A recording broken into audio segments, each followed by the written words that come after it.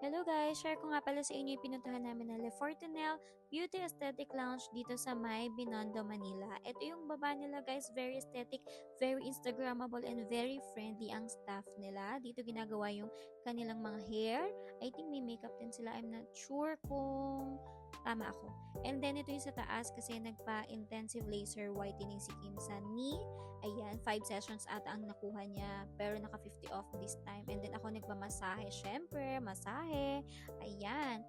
For 2 ito pero for this time is ako lang mag-isa. Ayan, naka-bathrobe pa ang lola niyo, alakas makasosyal, ganorn.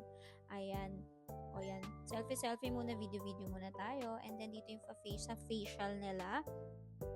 And then, sobrang dami nilang services guys. Check nyo yung page nila.